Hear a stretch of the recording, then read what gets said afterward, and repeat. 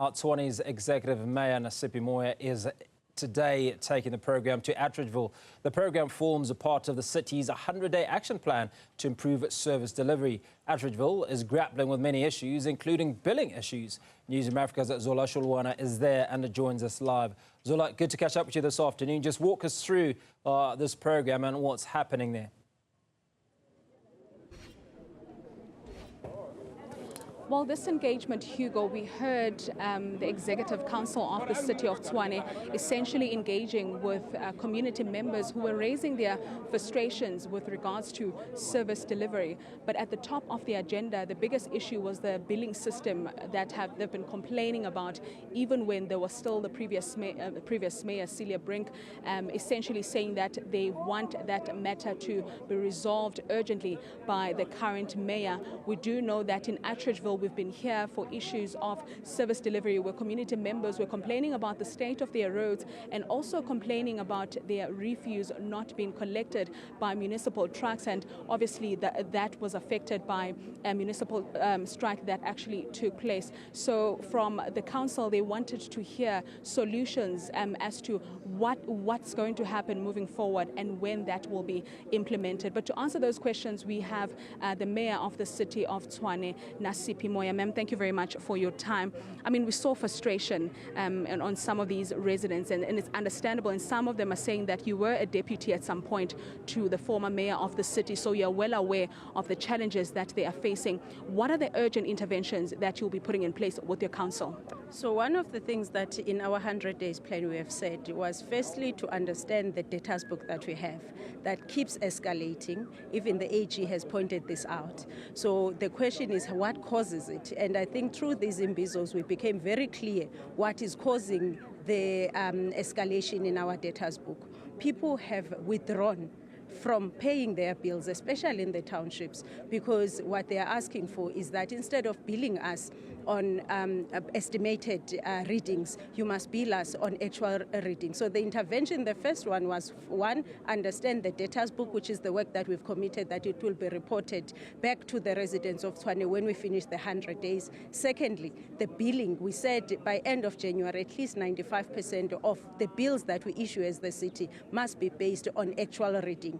But that then deals with stopping the problem at this stage. Question is, what do we do with the historical, what we have inherited in this regard? And that's the work that needs to happen, because we need to understand what was the impact, the negative impact of estimation on these bills. Did it lead them to being higher than they were supposed to be? So we need that work to be done in the office, and that's what I was saying to the residents, to say it's not a political statement to say we want to write off bills. It must be an informed process that is guided by the law, that will then lead us to going to our council after building a business case to say, like we did with Hammanskraal. Hammanskraal was not a blanket write-off. What we said, we built a business case and said, for these residents who've not been using or drinking the clean water from their taps, therefore we're only asking for a write-off on that line item in their bills. But so that's the kind of business case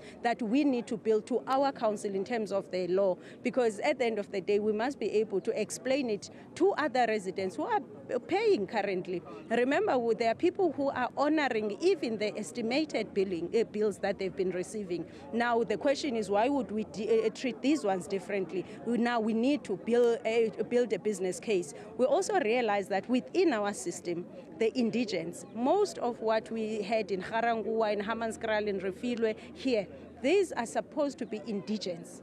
But for one way or reason or the other, whether it's the property that wasn't transferred on time, so there are a couple of reasons why people are not legitimately in the indigent, program. We then said we need to do something, and we are reviewing our indigent policy, as well as looking at whether we can increase the value like in other cities. So ours is 150,000 rand, but in Joburg, I think it's 350, Ekurhuleni, I think it's 500,000. So we are saying, can we also explore that? But we need to know what are the implications, because we must be able to explain this even during our IDP and budget consultations. We need to explain it to residents why we have come to a certain conclusion.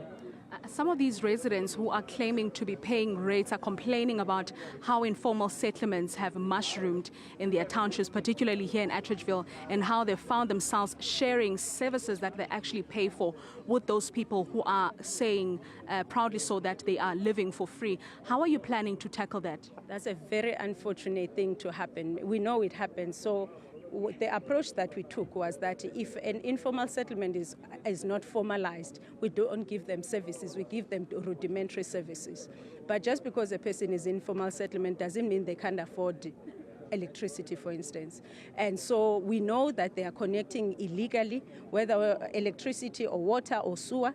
And so we've then said to the residents, like I did here, say, if in an informal settlement we give you prepaid meters, we come, we talk to you, we say, here are the prepaid meters, we'll disconnect the illegal connections and give you prepaid, will you pay? They say, yes, we'll pay. And that's the approach that we've taken in Mamelodi Extension 37. They have connected illegally. We are giving them prepaid meters as a pilot. If that project succeeds in the next few weeks, that means we can take it to other places. That's how we are dealing with it. On the issue of water, it's non-negotiable. We must disconnect because they also obviously interfering with our infrastructure, tampering with the infrastructure. But on the side of electricity, what concerns us is that we've got people who have appointed themselves as mini ESCOMs.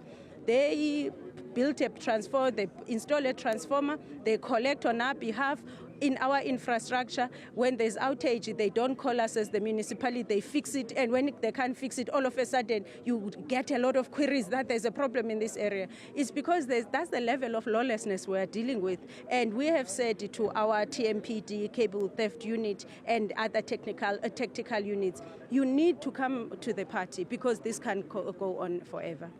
Thank you very much, Mayor, for your time. That is Nasiphi Moya, who is the Executive Mayor of the city of Tshwane, speaking about the interventions that are already in place by her council to ensure that they fix, the city of Tshwane, starting by, area by area. Atteridgeville is one of those areas where residents have been complaining about service delivery for a number of years, especially the biggest issue on their agenda, which is the issue of the billing system that they are really hopeful will be rectified by this current administration. Back to you in studio. Zola, Sholwana coming to us from Atteridgeville with the Mayor of Tshwane. Appreciate your time.